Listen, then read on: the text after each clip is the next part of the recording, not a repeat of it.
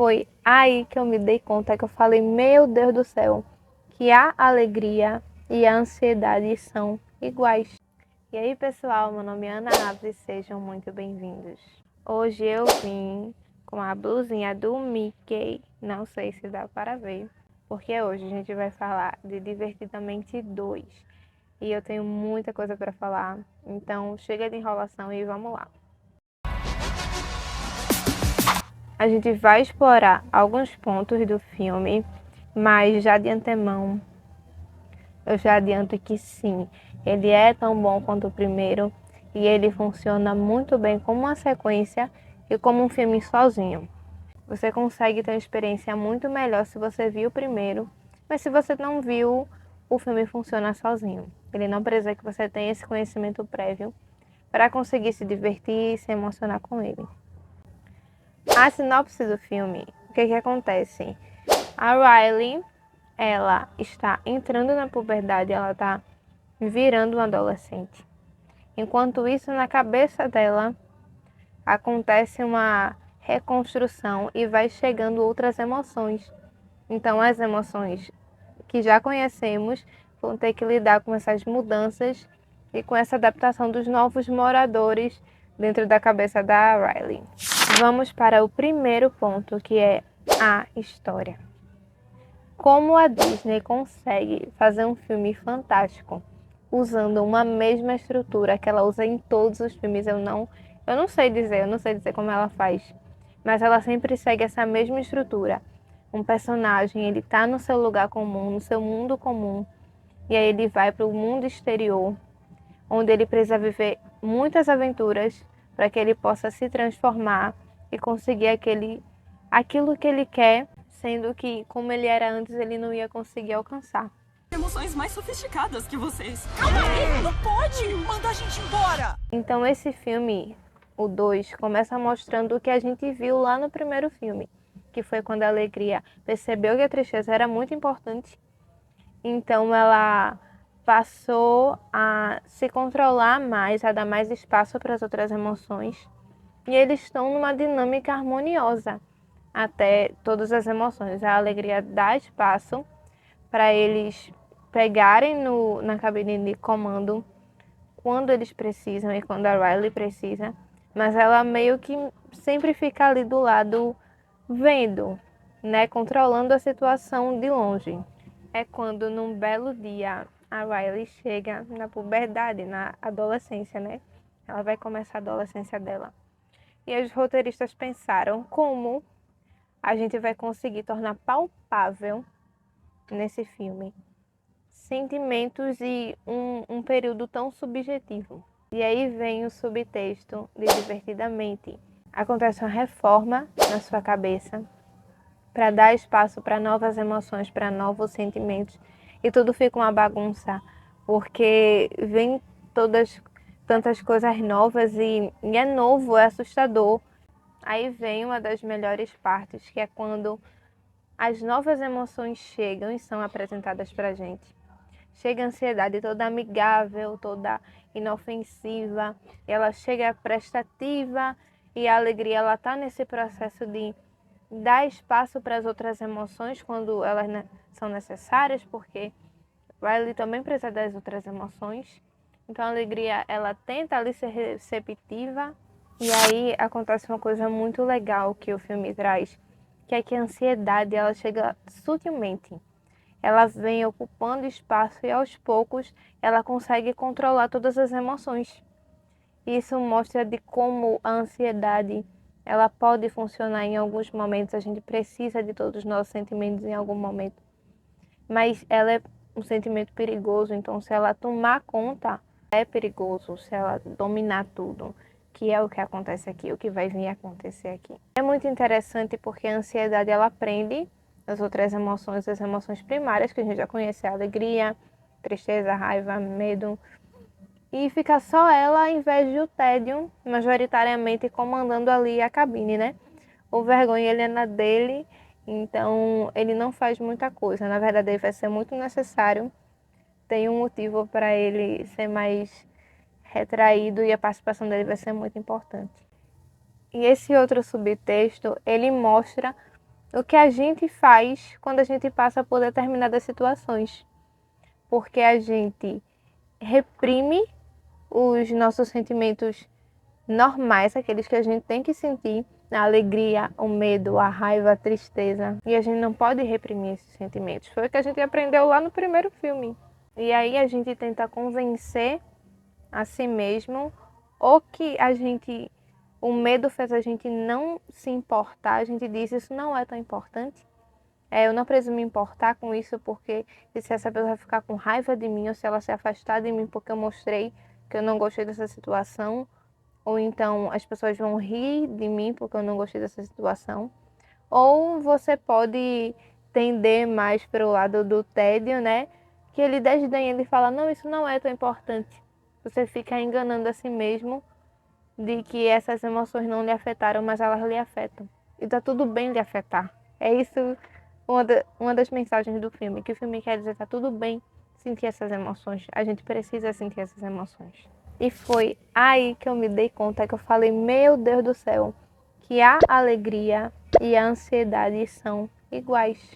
Sou igual a você. Eu sou assim como você. E você se dá conta disso quando você vê quantas memórias a alegria dispensou para que a Riley esquecesse. Todas aquelas memórias que fossem ruins, entre aspas, que não tivesse a alegria, que, por exemplo, tivesse a tristeza e a raiva, somente a tristeza e a raiva no mesmo globo, ela falava, isso não é bom. É bom a gente mandar para a ilha lá de que a gente esquece, a gente ignora por um tempo e depois a gente vê isso. Então ela ainda estava tentando controlar as coisas que chegavam a Riley, mesmo sem querer. Parei para pensar de que a ansiedade ela estava igual à alegria no primeiro filme. Porque a ansiedade ela pensava que ela precisava fazer a Riley ficar bem. Porque elas são iguais, mas elas são em direções opostas. A alegria, ela tende muito mais para a felicidade, para a alegria. E a ansiedade, ela tende mais para o medo, mas é para o medo irracional. Um medo de que ela usa ali a imaginação da Riley para ela ter medo do que não existe e do que pode vir a acontecer na situação hipotética que ela inventou na cabeça dela. As duas são opostas, mas elas usam esses dois sentimentos para não querer que a Riley tenha controle das suas emoções. Elas vão querer controlar tudo e não dar espaço para as outras emoções. E tudo em excesso dá errado em algum momento, que é o que a gente vai ver, que é a grande questão da ansiedade nesse filme. Mas a alegria pensava que só a ansiedade era vilã, sendo que a alegria, ela meio que foi, estava atrapalhando o Riley no primeiro filme e ela ainda tá, mas de um jeitinho que ela pensa que ela tá fazendo a coisa certa. E ela tá pensando que a ansiedade é a vilã, sendo que a ansiedade tá fazendo a mesma coisa que ela tá fazendo. E ela precisa entender isso para que ela consiga vencer a ansiedade. E aí a alegria tem alguns momentos que me pegam muito nesse filme, porque tem a parte que dá tudo errado, que é quando a ansiedade quebra o tubinho de volta para a cabine de comando. E eles ficam lá perdidos naquelas avalanches de memórias ignoradas. E ela fica triste, a alegria ela fica triste. E ela fala, talvez não tenha como vencer a ansiedade. Porque talvez seja normal, quando você cresce, você sente menos alegria. E esse é um momento que me pega muito, porque junto dessa cena com a outra, que é quando ela fica pistola, ela fica com raiva, a gente percebe como a alegria é um sentimento complexo e como ela comporta dentro de si vários outros sentimentos. Por isso que a alegria tem um cabelo azul, que é o da tristeza.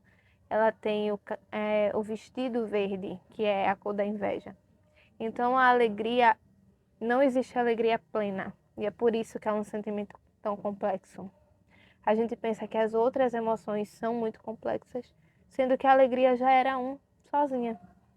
Ela é um sentimento denso, que ela precisa de todas as outras emoções para fazer sentido, mas ao mesmo tempo ela tem dentro de si emoções também. E o que a alegria passa dentro da cabeça da Riley é o que a Riley está passando no externo, na vida dela, fora da cabeça, né? No cotidiano dela.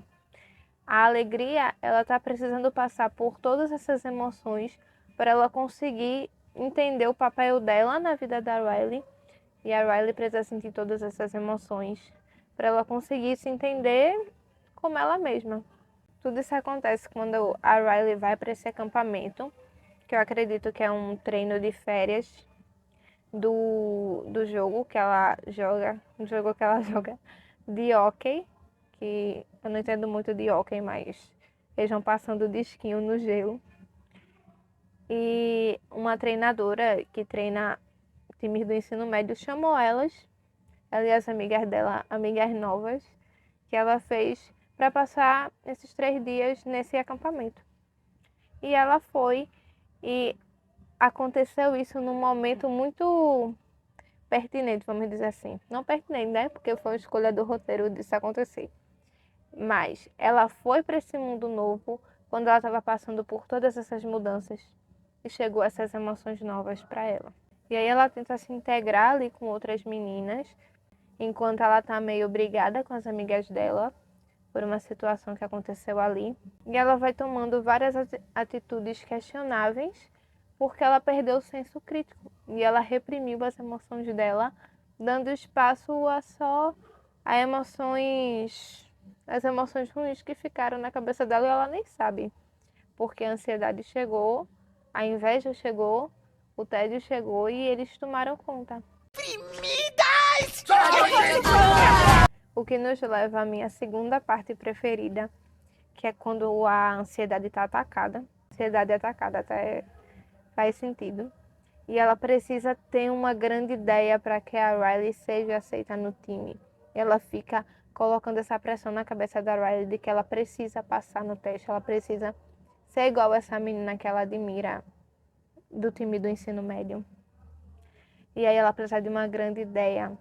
E o que acontece no mundo da cabeça da Riley? Começa a ter uma chuva de ideias, né? Começa a cair um monte de lâmpadas. Que é nesse momento que as outras emoções estão tentando voltar para a cabine de comando. E aí ela tem uma grande ideia. Chove uma grande ideia, que é uma lâmpada enorme. E como ela está indo para a cabine de comando, as emoções pensam, a gente se agarra e a gente chega lá. Só que a alegria, ela prefere destruir as ideias do que essas mais ideias chegarem na Riley. Ela tenta proteger a Riley de que essas ideias alcancem ela, mas aí o medo fala para a alegria, deixa aí, solta. Porque às vezes a gente precisa que situações ruins aconteçam para que a gente consiga arranjar uma solução. Coisas ruins precisam acontecer porque a gente precisa. A gente vai amadurecer e crescer com elas. Então não dá para impedir que a gente cometa erros. A gente não pode impedir que a gente cometa erros, porque a gente vai cometer. Mesmo que a alegria tente proteger a Riley de que ela cometa erros e de que ela seja perfeita e só tenha boas emoções, ela não vai ter. Ela precisa das emoções ruins para formar o caráter dela. Então vem a cena de quando a ansiedade ela perde totalmente o controle. E ela fica girando, faz uma redoma dentro dela, que o mundo todo para. Quando a alegria consegue entrar, o mundo todo parou e está tudo em silêncio. Ela não consegue ouvir nada externo. E é quando a gente viu na prática o que era uma crise de ansiedade. Que é quando os seus sentimentos ele passam a dominar o seu corpo. Se vê que a ansiedade perdeu o controle, foi quando a Riley teve uma crise de ansiedade. É quando a ansiedade estava em crise lá na cabine de controle. E aquilo é muito forte, principalmente para quem tem ansiedade. Foi no meio dessa crise que a alegria entendeu que ela não podia mais proteger a Riley de todas essas emoções. Ela precisava se controlar, entender quem ela era e aceitar todas essas emoções ruins. ruins entre aspas, né? Que faziam parte dela. Tanto que a jornada da alegria é buscar a convicção da Riley antiga. Uma convicção feita só por memórias boas. E aí quando a alegria deixa que todas as outras emoções, a Riley tem acesso a todas as outras emoções, vai se tornando, formando uma nova convicção. Outro ponto que eu queria falar também era a direção de arte, porque junto com o design de produções, junto com o design de animação, a Pixar consegue se superar a cada filme, porque não é possível. O filme foi lindo, foi um capricho em todos os detalhes. Ele era colorido, ele foi uma capa muito bonita para uma coisa muito mais complexa que estava se passando nas entrelinhas. Se você esperar os créditos, é muita gente que trabalhou para aquele filme acontecer. Inclusive, esse trabalho foi muito bem pensado nas características, nos cenários, nas novas dinâmicas que aconteceram. Que eles foram para novos lugares, apareceram novas coisas.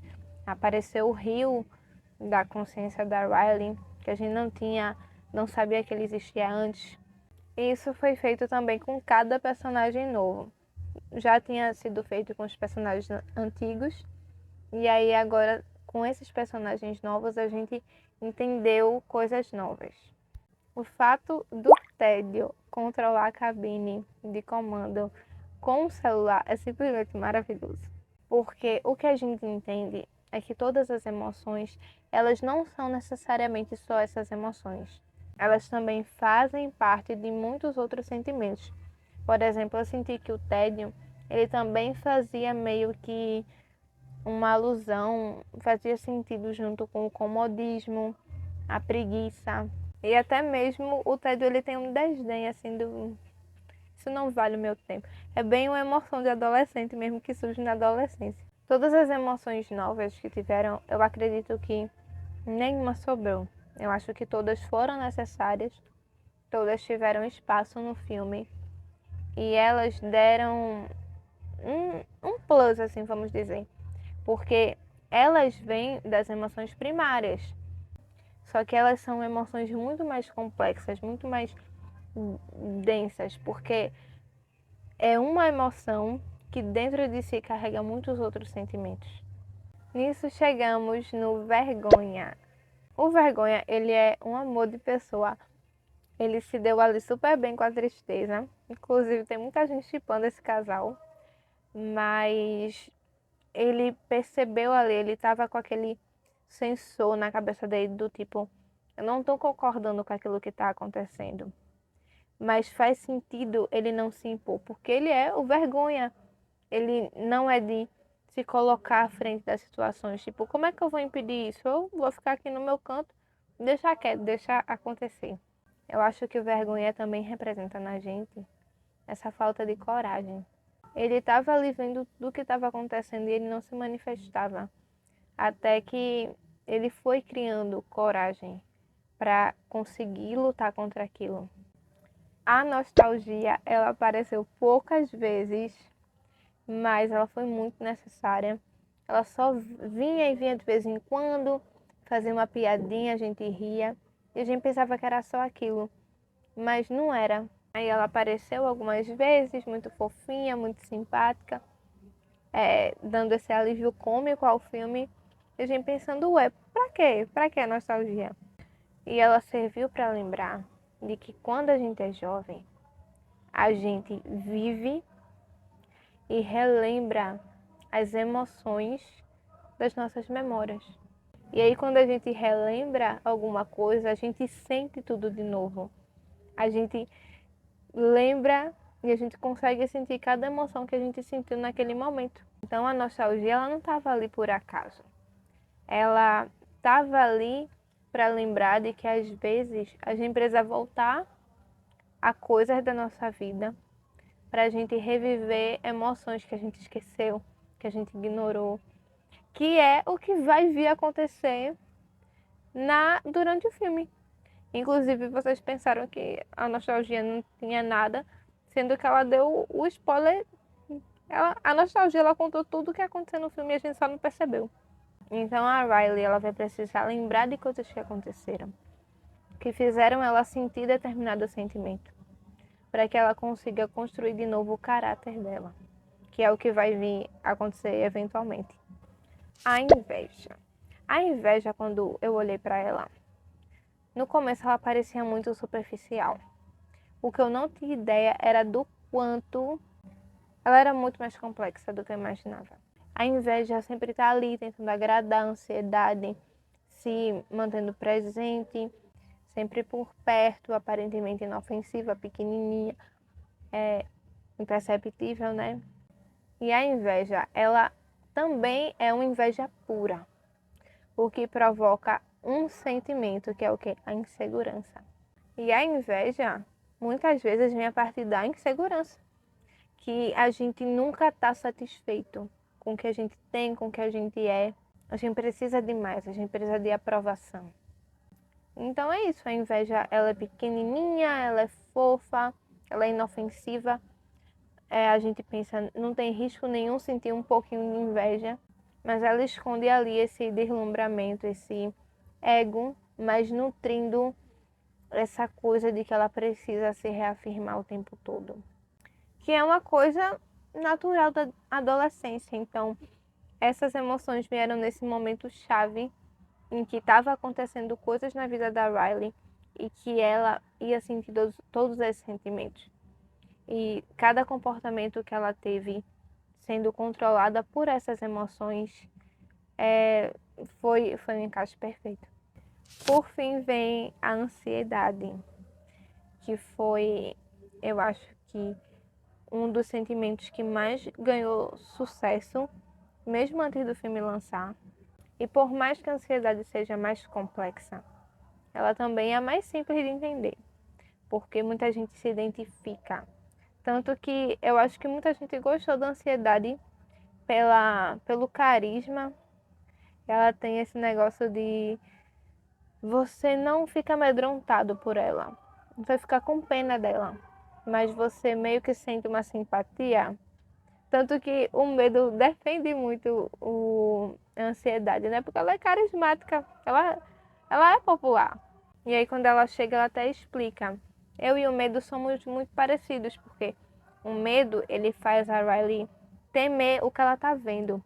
Eu faço ela ter medo do que ainda não aconteceu, do que ela ainda vai ver, do que pode vir a acontecer. Por isso que a ansiedade ela é tão atrelada ao medo. Então, o medo tem essa simpatia, vamos dizer, essa atração com a ansiedade, porque os dois são muito parecidos. Eles têm esse temor irracional pelas coisas. Só que a ansiedade ela pode criar cenários na nossa cabeça de coisas que não existem. O medo ele só vê e fala, é melhor a gente não ir por aí. Sabe, medroso. O medo faz a gente ser medroso.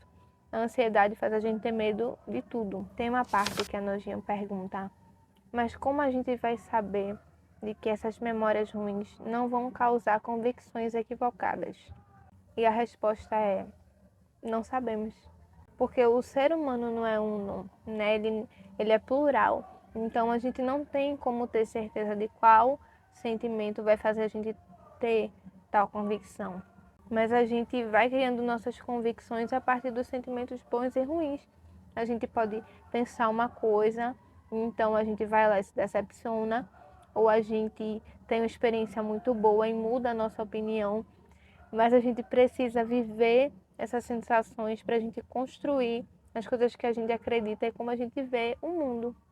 E o filme faz tudo isso muito bem. Ele funciona do início ao fim, ele é um círculo fechado. Claro que a ansiedade ela é muito mais complexa de se controlar de como a gente vê no filme. Porém, a construção da Riley, ela vem a partir de todas as partes dela. Ela vai se construindo a partir de que todas as emoções e todos os sentimentos dela vão se transformando também. Porque todos eles passaram por experiência, todos eles se modificaram para que ela pudesse se modificar também. E é por isso que o segundo filme funciona tão bem quanto o primeiro. Porque eles têm a mesma vilã, vamos dizer assim, que antes era a Alegria. agora é ansiedade. E a alegria, ela pensa que a ansiedade é vilã, sendo que ela só está olhando para um espelho invertido de si mesma. As duas estavam controlando a Riley, pensando que estava ajudando na melhor boa intenção, mas na verdade estava atrapalhando o crescimento dela. Foi um filme que trouxe um assunto tão importante, de um jeito tão delicado, tão leve, tão sensível, e de uma forma que pudesse alcançar muitos públicos, mas a gente sabe que, na verdade, foi feito para adultos. Na verdade, não é que os filmes da Disney não são feitos para crianças. Eles são feitos para crianças, mas eles são feitos para as crianças, nós, a criança que vive em nós, as crianças que já cresceram. Então, por isso que a gente consegue se identificar e, ao mesmo tempo, em algum momento da vida daquela criança, aquele filme vai fazer sentido. Então, assim, dessa forma sensível, maquiada, claro que maquiada com um design bonito, colorido, e bonequinhos ali que as crianças gostam, mas, na verdade, é só um artifício para contar de como as nossas emoções são complexas e de como o ser humano é complexo e conversar com a gente de uma forma que só a Pixar consegue fazer. E aí, você notou alguma coisa ou aconteceu alguma coisa que você gostou muito para sua interpretação, que para você fez diferença? Comenta aqui nos comentários para a gente saber também. Diz aí pra gente qual foi sua cena preferida que aconteceu, porque para mim teve várias. E não se esquece de se inscrever no canal se você gostou desse conteúdo, se você quer mais conteúdos parecidos, ou então de outras coisas fora Disney, Netflix. Então se inscreve no canal e deixa seu like para o meu divertidamente ficar feliz. Então é isso. Muito obrigada pela sua audiência. Até a próxima e tchau!